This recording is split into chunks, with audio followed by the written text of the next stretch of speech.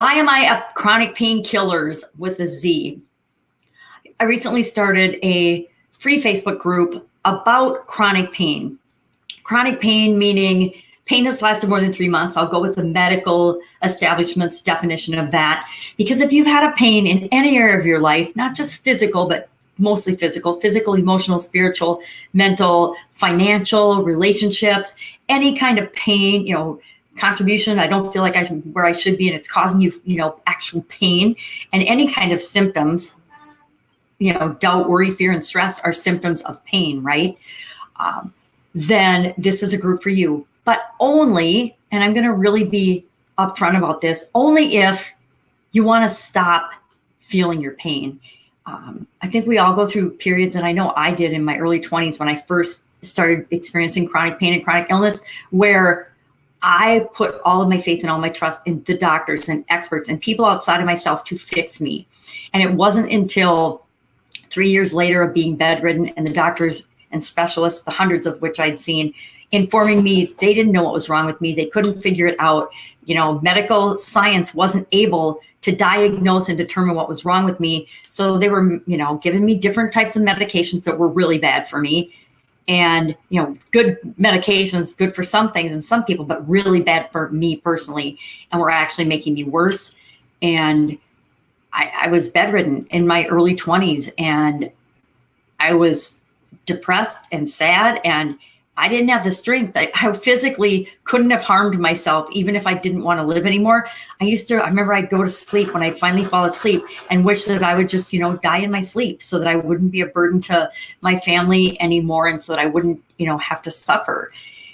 And it wasn't until I got that devastating news, and it was at a point where I had to make a choice. I had to make a decision whether I was going to take the doctor's word for it, and I was doctor's words for it, and I was just going to have to wait from appointment to appointment in my bed miserable, or if there was something else possible, if there was another alternative, if there was another way for me to figure it out, because nobody else was going to figure it out for me, and take back my life. And lucky for me, I did that. I figured out what worked for me. I treated myself as my own science experiment, and I took back my life. I reclaimed my life, and I've had a fantastic life because I made that choice, because I made that decision to say, okay, I hear what you're saying. I hear what you're telling me. I don't believe it. I don't accept it. I don't accept that that is the way my life is going to be. And I made different choices. I went on a huge journey to figure out and explore and test and try and experiment. And, some stuff worked really, really well for me. Some stuff didn't work out so well, and it actually made me feel worse, and I went backwards. But then I'd stop doing that, and I would do something else, and I would try something else.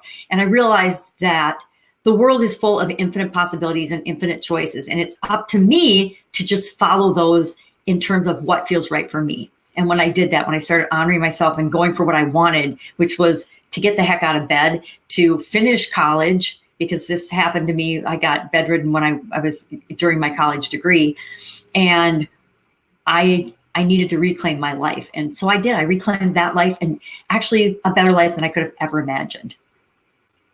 But it doesn't mean that I haven't had challenges and issues with pain along the way. I certainly have, up to and including a sudden cardiac arrest. I am actually blind.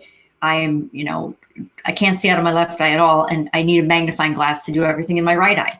Is that a challenge? Absolutely, positively. But do I let it stop me? Nope. I still get more done than most people with two perfectly good eyes do in any given day. Is it different?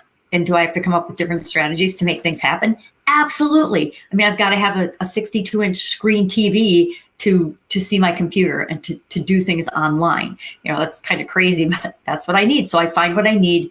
I do what I can with what I've got right now. And that's that, and knowing the universe always supports me, and that it's up to me. Those three underlying beliefs and principles have really served me well. Now, I didn't always believe that. I used to think someone else would take care of me and somebody else would, have the answers. And it wasn't until I said, nope, I got to find my own answers, that things really changed. So we've started an amazing free group, or I have started an amazing free group, and am inviting you to join me in that group. But only, like I said, if you're done. If you want to just come in and complain and commiserate, we do a little of that, but we don't do a lot of it. I know there's other groups, and I've been involved in some of them, where the overall feel of the support group is a place where people come in and bitch and moan and complain about how awful their situation in their life is and their prescriptions. And to be honest, I haven't been in those groups for several months because they didn't make me feel good. They made me feel bad. They made me feel so bad for all the people that are in them that don't know they have a choice, that don't know they can take back their life and take back control of absolutely everything. And it's because, and again, I said, for 3 years, I stayed in bed for 3 years thinking that I had to do what the doctors said. It was ridiculous. And I wasted 3 prime years of my 20s, right? I mean, I can't ever get those 3 years back. I can't ever get any of that time back, but I can make better choices and do things differently. So in the group, I share some of the other experiences I've had. A couple years ago, I got laid up and bedridden again. But instead of it taking 3 years for me to make that decision and say, okay, I'm going to figure this out, I started looking almost immediately to try to figure out what the heck was going on. And it was 3 weeks before I actually went to the doctor, because that was not going to be my first choice, because I went online and I researched, and what they're doing for what my symptoms are now is freaking horrifying in the medical industry. Not just a little scary, it's freaking terrifying. And I was like, yeah, that's not happening. And the drugs that they were saying that were for this were more scary and the side effects of them were more scary. And the main one that they use to treat inflammation is still steroids. And I, after 3 years of being on steroids, discovered that for me, they're deadly. I cannot take steroids. I actually went to the doctor. I took steroids for 1 day and they made me massively worse. And I'm like, yeah, this isn't going to work. And so I knew that my body's still in the same shape that says, yep, steroids are not for you. But in order to figure that out, we have to be willing to treat ourselves as a science experiment and ask ourselves, does this work for me? Does this thing I'm thinking make me feel better or not? And then you try it. And if it makes you feel better, you do it. If it doesn't, you try something else, because there's always something else to explore. There's always something else to look into, to experience, to reduce your pain. And I will let you in on a little secret in case you don't know. Our physical pain, our physical symptoms that we're experiencing are like the last place that pain shows up in our life, and because it physically shows up and wakes us up. Pain is a symptom. It's an indicator that there's something wrong in our bodies and in our lives. And it should be a signal that we go on a journey to figure out what the heck that is. But by the time something manifests or shows up in our physical body as pain, there's a lot of other underlying things that have happened to create that. So sometimes untangling that and figuring out the root cause of it isn't as easy. And that's why the medical profession can't do it. They can't figure it out, because all of us are so unique and so different. All of our situations and where our pain comes from is so unique and so different.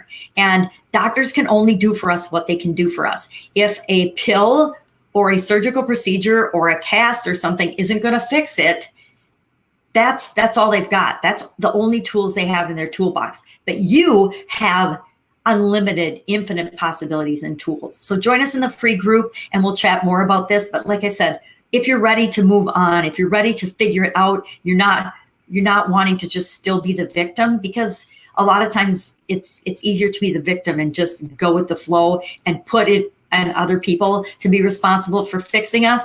But until we're ready to say, nope, it's up to me, my life, if it's to be, it's up to me, I'm going to make it happen, before we really move forward. That's it. Go out, make it an awesome day, and I will hopefully see you on the inside of Chronic Painkillers.